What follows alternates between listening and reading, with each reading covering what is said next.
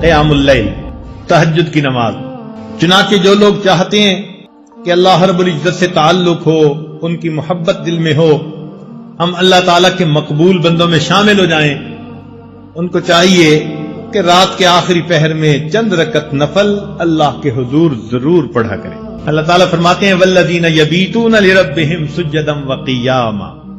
حدیث پاک میں آتا ہے افضل الصلاۃ بعد المکتوبۃ قیام اللیل، کہ 5 فرض نمازوں کے بعد سب سے افضل نماز تہجد کی نماز ہے۔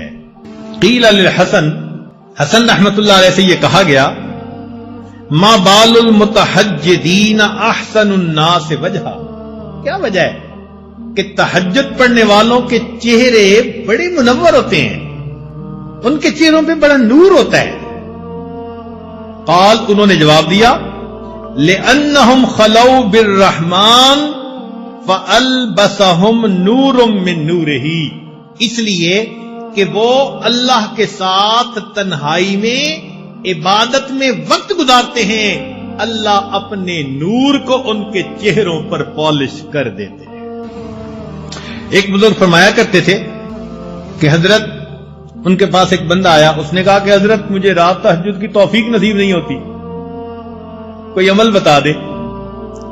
انہوں نے آسان سا جواب دے دیا، فرمانے لگے اے دوست، تو اپنے دن کے اعمال کو سنوار لے، اللہ تعالیٰ تجھے رات کے اعمال کی توفیق عطا فرما دے۔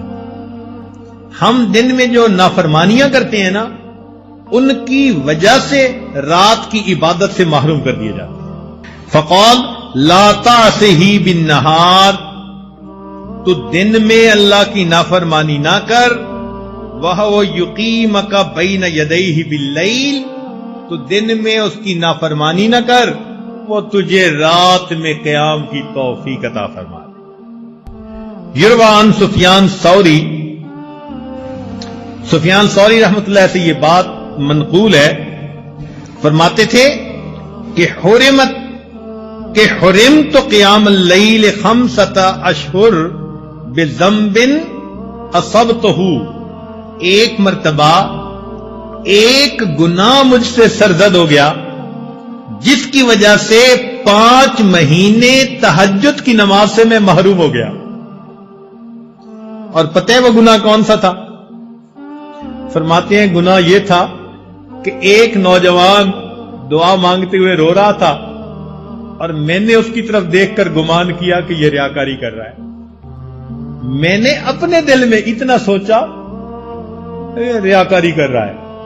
اس بدگمانی کے گناہ کی وجہ سے اللہ نے 5 مہینے تہجد سے مجھے محروم کر دیا۔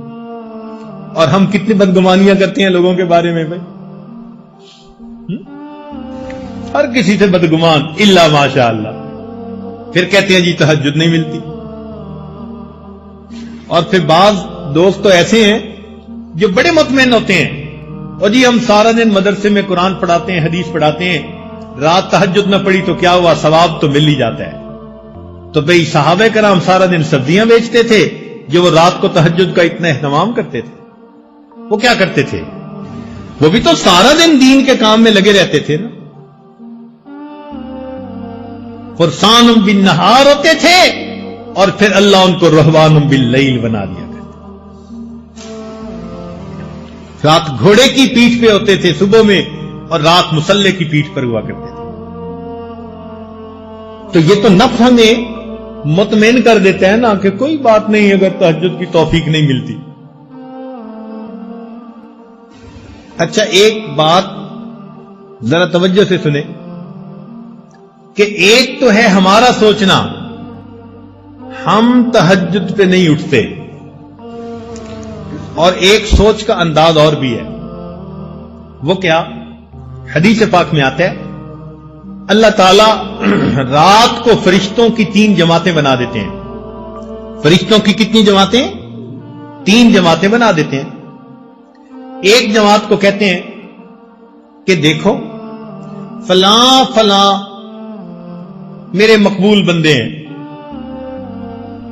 تم جاؤ اور ان کو پر مار کے جگا دو، یہ تہجد میں اٹھنے کا وقت ہے، یہ اٹھیں گے مجھ سے مانگیں گے، میں پروردگار ان کی جھولیوں کو بھر دوں گا۔ چنانچہ یہ لوگ سوئے ہوئے ہوتے ہیں، نہ گھڑی کا الارم نہ کوئی اور، اچانک ان کی آنکھ کھل جاتی ہے۔ یہ اللہ تعالیٰ کی طرف سے فرشتے اٹھا دیتے ہیں ان کو، اچانک آنکھ کھل جاتی ہے۔ دل میں ارادہ لے کے سوتے ہیں 3 بجے اٹھنے، 3 بجے آنکھ کھلتی ہے، تو اللہ تعالیٰ کے فرشتے جگا دیتے ہیں۔ اور پھر دوسرے گروپ کو اللہ فرماتے ہیں کہ جاؤ فلاں فلاں فلاں میرے ناپسندیدہ بندے ہیں، میں انہیں پسند نہیں کرتا، تم جاؤ اور ان کو تھپکی دے کے سلا دو۔ یہ میرے نیک مقبول بندوں کے اٹھنے کا وقت ہے، اور میں نہیں چاہتا کہ اس موقع پر یہ مجھے اپنی شکل دکھائیں۔ رات کے 1 بجے تک جاگتے رہیں گے، 2 بجے تک جاگتے رہیں گے، جب تہجد کا وقت شروع ہو جائے گا نیند آ جائے گی۔ آپ شادی بیاہ پہ دیکھیں، لوگ پروگرام بناتے ہیں، آج شادی کی رات ہے جی، ساری رات جاگیں گے، ساری رات نہیں جاگتے۔ جب تہجد کا وقت شروع ہوتا ہے سارا مجمع سو جاتا ہے، گھر کی عورتیں سو جاتی ہیں، مرد سو جاتی ہیں، مہمان بچے سب سوئے پڑے ہوتے ہیں، وہ سوئے نہیں ہوتے، ان کو سلا دیا جاتا ہے۔ تو یوں بھی تو ہم سوچ سکتے ہیں نا کہ ہم تہجد نہیں پڑھتے، نہیں، شاید ہم سے کوئی ایسا گناہ ہوتا ہے، اللہ تعالیٰ اس برکت والے وقت میں ہماری شکل دیکھنا پسند ہی نہیں کرتا۔